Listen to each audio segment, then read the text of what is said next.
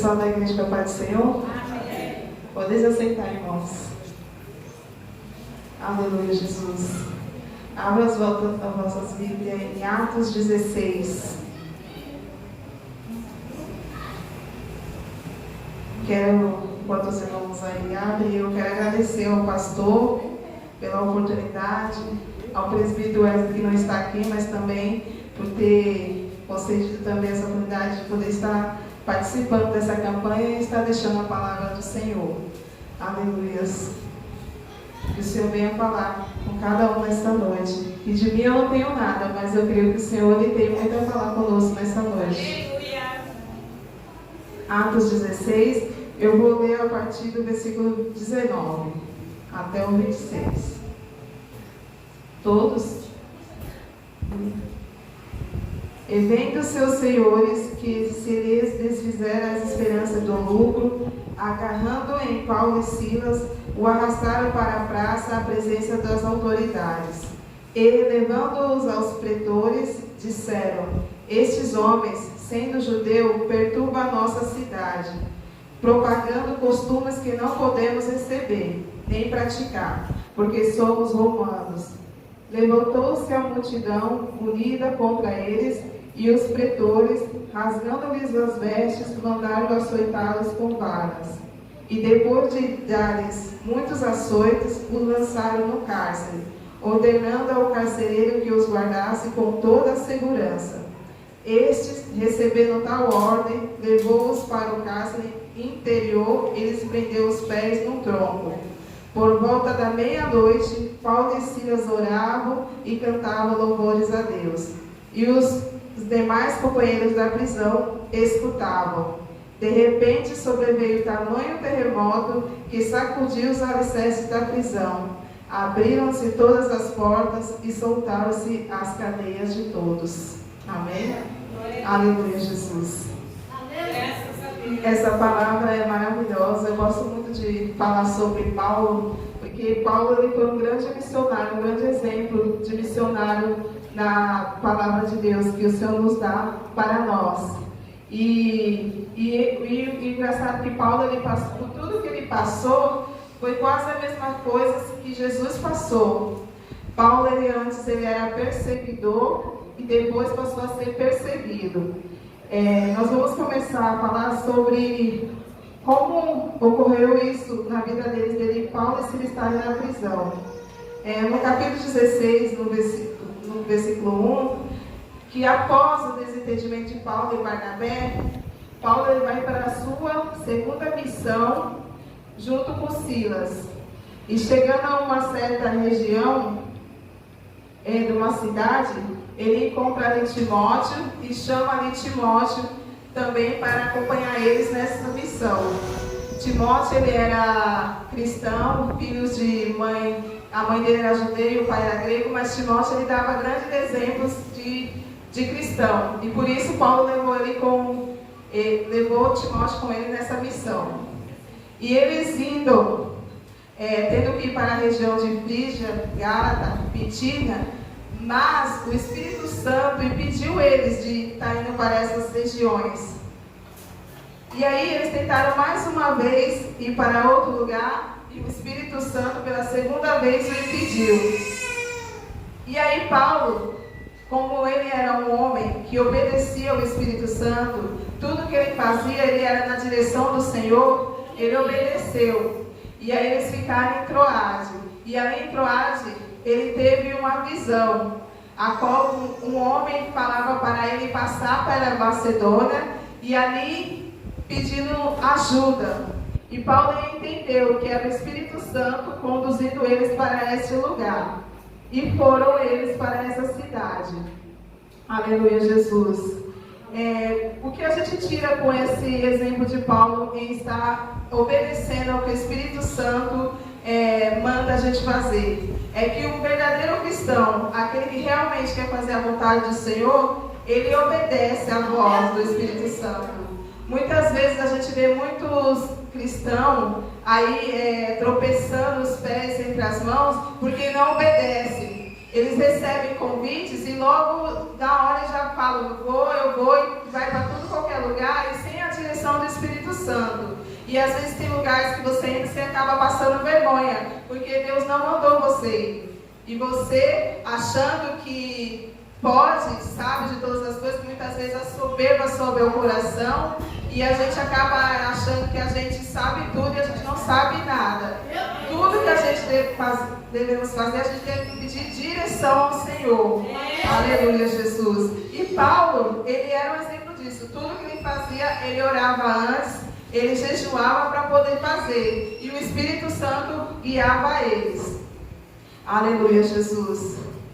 E chegando a essa cidade, em Filipos, que fica na Macedônia Oeste, eles foram para uma região de oração do lado de um rio. E ali encontraram algumas mulheres que estavam ali também para a oração. E junto com essas mulheres estava ali Lídia, que era uma mulher muito rica, que ela era vendedora de púrpuras.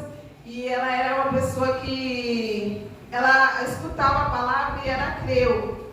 Ela já havia escutado e ela já cria, só que ela não havia ainda sido batizada. Por isso ela estava ali na oração. E ali, quando Paulo chegou, começou a falar do Evangelho, a Lídia creu mais ainda e ali ela aceitou a palavra no seu coração.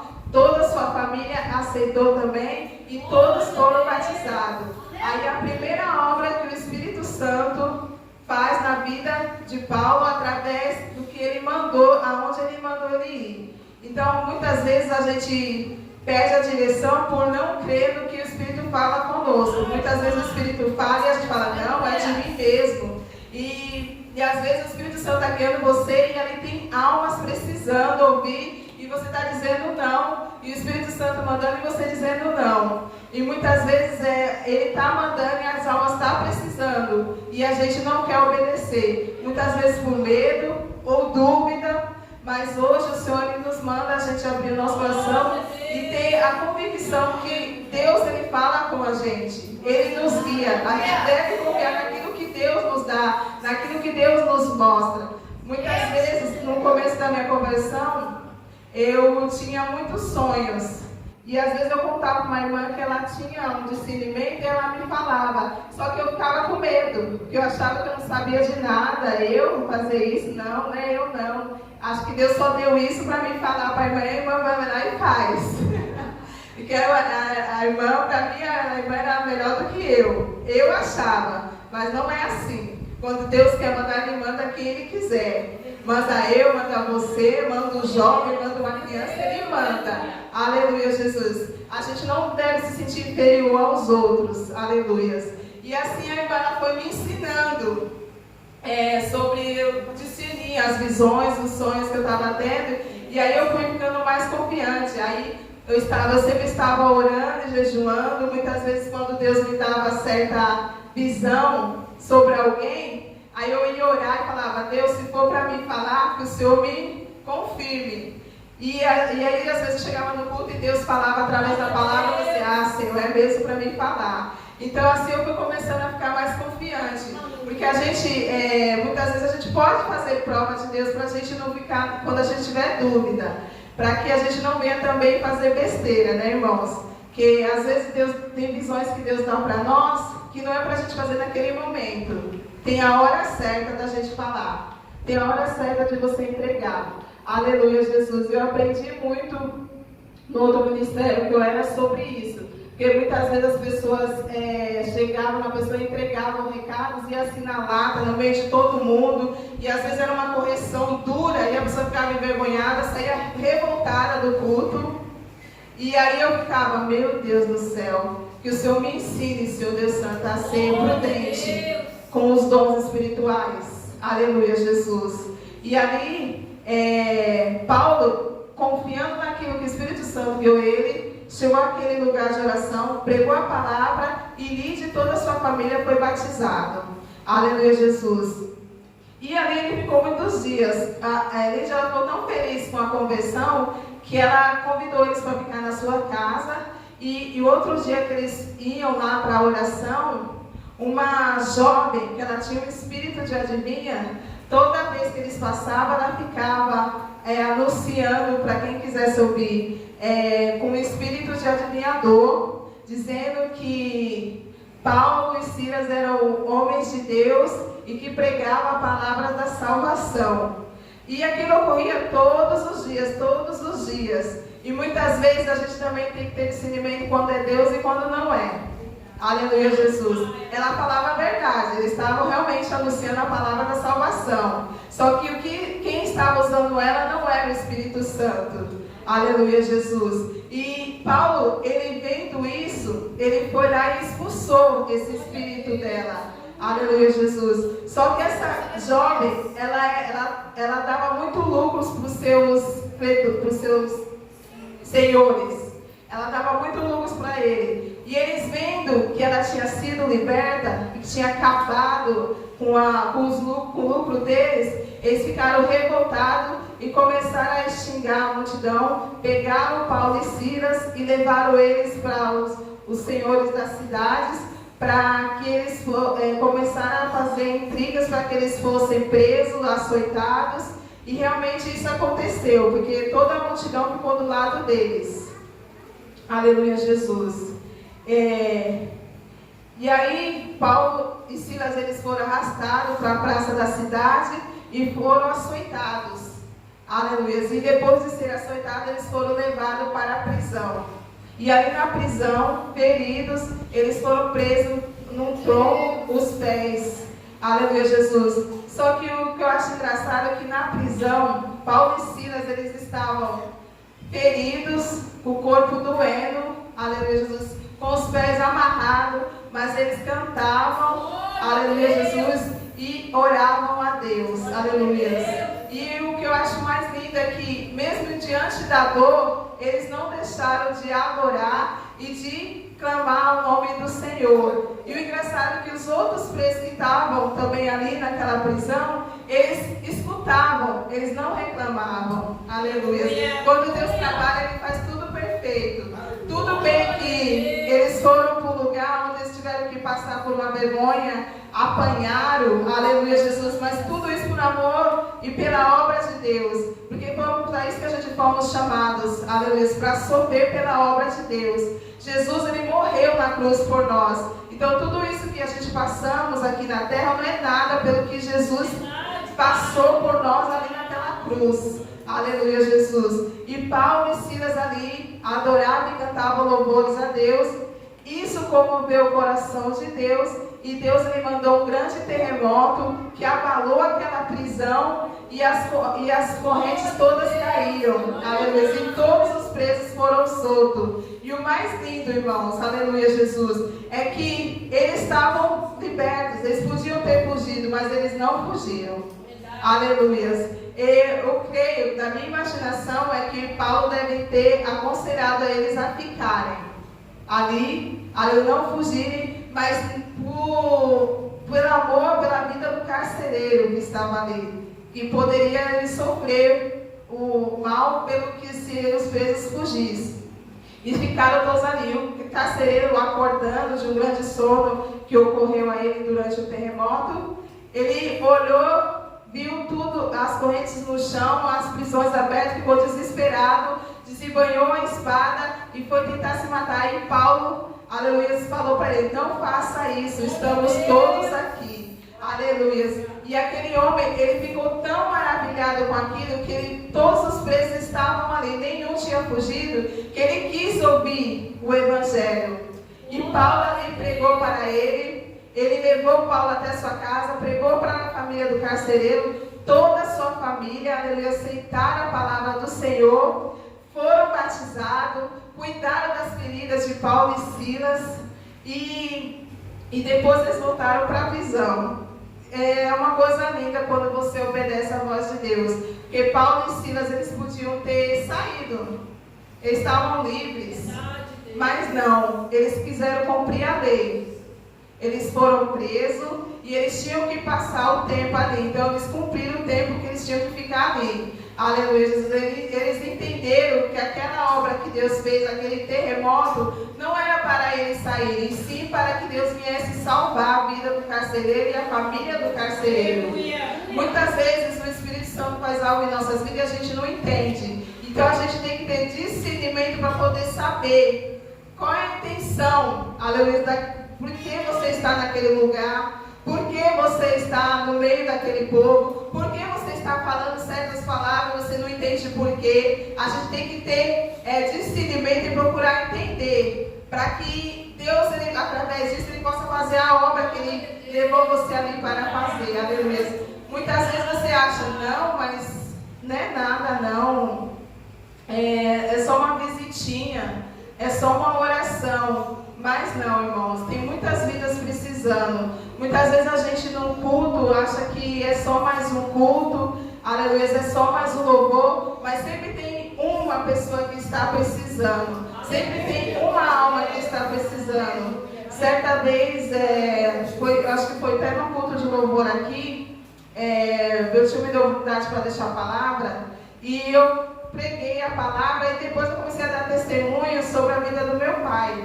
Que uma vez ele, cheio, bêbado, ele começou a brigar com o vizinho e eu e minha família, nós estávamos tudo na igreja, eu e minha mãe. E aí foram me chamar na igreja falando que meu pai queria matar o vizinho. Aí eu fui e vim correndo, eu e minha irmã. Aí cheguei, os colegas nossos já tinham colocado ele para dentro e ele estava em cima da laje com uma machado, que esse negócio tem duas pontas, qual é o nome? Isso. Picareta, né? Uma picareta, arrastando assim, ó, demonhadinho, falando que ia matar o vizinho. Aí eu comecei a orar em espírito, porque muitas vezes demônio você não expulsa colocando as mãos. Tem vários tipos de você expulsar o demônio. Muita gente acha que demônio você só expulsa indo lá, sai em nome de Jesus. Muitas vezes não. Muitas vezes você tem que ser prudente. Muitas vezes você vai expulsar o demônio orando em espírito. Aleluia, ali eu fiquei em espírito, assim, Deus está repreendido, Senhor. Repreende esse demônio, sai da vida dele, ali em pensamento, só falando. E ele lá com o machado assim, ó, arrastando. A minha irmã nem subiu com medo. Ela nem subiu. Eu não vou lá não, vai quem tá com esse machado em mim. Eu falei assim, não, mas eu vou. Aí ele arrastando e falando. E eu dando esse testemunho, e um rapaz chorando assim na cadeira, e eu não entendendo o porquê. E aí eu falando. E aí ele pegou, encostou o machado, vou dormir. E foi dormir. Dormiu. Aleluia, Jesus. Aí eu, amém. Eu falei assim, vamos voltar para a igreja. Ele dormiu. Aleluia, Jesus. E aí, quando acabou o culto, meu tio foi. Ele foi conversar com o rapaz que estava aqui. O rapaz falou que estava passando, estava armado, estava indo matar uma pessoa e depois ele ia se matar. Mas ele viu a igreja aberta, ele escondeu a arma e entrou. E aí nós oramos ali por ele, começou a chorar e chorava muito. E ele falou, agora eu vou voltar para casa, eu não vou fazer mais o que eu ia fazer. Aí eu entendi por que do testemunho. Aleluia, Jesus. Então, muitas vezes, a oração, um testemunho, um louvor, ele está expulsando o demônio. A gente tem que entender o direcionamento que o Espírito Santo está dando em nossas vidas. Aleluia. Nada da carne dá certo, mas se você fazer em espírito, tudo dá certo. Aleluia, Jesus. E ali, todas foram salvos. Lídia e a família dela foram salvos. A jovem adivinha foi liberta e o carcereiro também foi salvo, ele e toda a sua família. E essa foi a grande obra que Deus, aleluia, levou Paulo e Silas daquele lugar para fazer. Aleluia. Eles sofreram, mas foi um sofrimento bom, que muitas almas ali aceitaram a Jesus. E aí, depois disso, eles voltaram para a casa de Lídia, ficou ainda alguns dias e depois foram para outra cidade fazer a obra de Deus, aleluia. Então, que a gente venha confiar no Senhor. Às vezes a gente passa por muitas dores, muitas lutas, mas vale a pena, porque é gratificante ver almas sendo libertas. É gratificante a gente ver quando a pessoa que a gente levou a palavra, uma pessoa que a gente orou, mas uma pessoa que a gente ajudou, e aleluia, você vê ela indo para a casa do Senhor, aleluia, adorar a Deus e falar, e passar por você e falar, paz do Senhor, irmãs. Aí você olha e fala, glória a Deus, aleluia.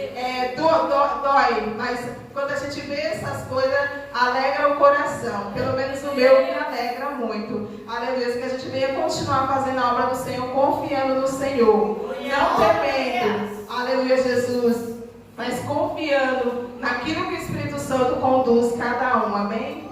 Eu vou deixar um louvor aqui, junto com a Nicole, aleluia, Jesus, e eu espero que os irmãos tenham entendido. Eu sei que, aleluia, Jesus, eu não sou muito de pregar, mas foi o que o Espírito Santo colocou no meu coração para falar para os irmãos, amém?